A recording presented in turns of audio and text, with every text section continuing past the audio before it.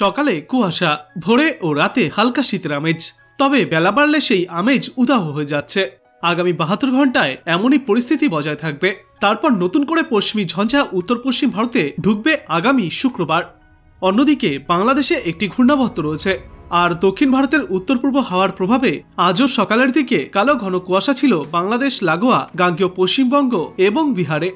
দক্ষিণবঙ্গেও প্রবেশ করবে বাংলাদেশের ঘূর্ণাবর্ত, যার ফলে পূবালি হাওয়ার দাপট বাড়বে। আগামীকাল থেকে অনেকটাই কমবে উত্তর পশ্চিম শীতল হাওয়ার প্রভাব। হালকা থেকে মাঝারি কুয়াশার পূর্বাভাসও রয়েছে। বাংলাদেশ লাগোয়া জেলাগুলির কোথাও কোথাও ঘন কুয়াশার দাপট অব্যাহত থাকবে আগামী কয়েকদিনে। তবে এই কুয়াশা কেটে গেলে মূলত পরিষ্কার আকাশ দেখার সম্ভাবনা থাকছে। এদিকে আগামী 72 ঘন্টায় হালকা মেঘলা আকাশ দেখা গেলেও বৃষ্টির কোনো সম্ভাবনা নেই সমগ্র দক্ষিণবঙ্গে। তবে উত্তরবঙ্গে হালকা থেকে মাঝারি কুয়াশার প্রভাব থাকবে। দার্জিলিং, কালিম্পং, আলিপুরদুয়ার, কোচবিহার ও উত্তর দিনাজপুর জেলাতে আগামী বৃহস্পতিবার নাগাদ বৃষ্টি ও তুষারপাতের সম্ভাবনা। সিকিমে তুষারপাতের প্রভাব বেশি পড়বে দার্জিলিংয়ের উঁচু পার্বত্য এলাকাগুলিতে। বাকি উত্তরবঙ্গের আবহাওয়া মূলত শুষ্কই থাকবে। সমগ্র উত্তরবঙ্গের জেলাগুলিতে তাপমাত্রা প্রায় একই রকম থাকবে। অন্যদিকে শহর কলকাতায় রাতের তাপমাত্রা স্বাভাবিকের ওপরে রয়েছে। বৃষ্টির সম্ভাবনা আপাতত নেই শহর কলকাতায়। আগামী কয়েকদিনে এরকমই আবহাওয়া থাকবে। সকালের দিকে হালকা থেকে মাঝারি কুয়াশার দাপট থাকলেও বেলা বাড়লে মূলত পরিষ্কার আকাশ দেখা যাবে। ভোরে ও রাতের দিকে মৃদু শীতের আমেজ বজায় থাকবে। বেলা বাড়লে সেই আমেজ কিছুটা উধাও হয়ে যাবে। বাড়বে জলীয় বাষ্পের অস্বস্তি।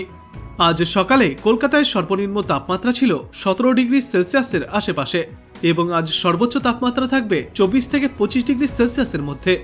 বাতাসে আজ জলীয় বাষ্পের সর্বাধিক পরিমাণ থাকবে 93% এবং সর্বনিম্ন পরিমাণ থাকবে 61%। চলুন এবার দেখে নেওয়া যাক আলিপুর আবহাওয়া দপ্তরের বিশেষজ্ঞ সৌরিশ বন্দ্যোপাধ্যায় কি জানিয়েছেন আবহাওয়ার শেষ পূর্বাভাসে।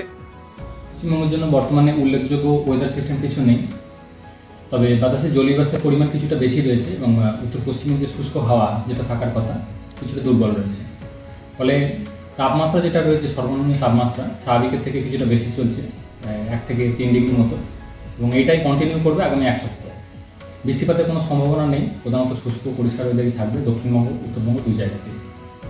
রাতের তাপমাত্রা কলকাতার ক্ষেত্রে সর্বনিম্ন 16 ডিগ্রির কাছাকাছি এবং দিনের সর্বোচ্চ তাপমাত্রা 26 ডিগ্রির কাছাকাছি থাকবে এবং আগামী 1 সপ্তাহ মোটামুটি এইরকমই কন্টিনিউ করবে।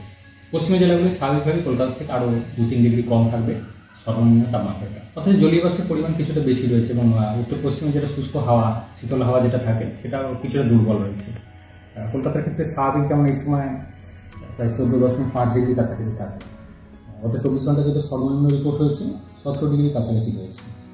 তো আশা করা যাচ্ছে যে 16 ডিগ্রির কাছাকাছি থাকবে আগামী 1 সপ্তাহ কলকাতার ক্ষেত্রে সর্বনিম্ন।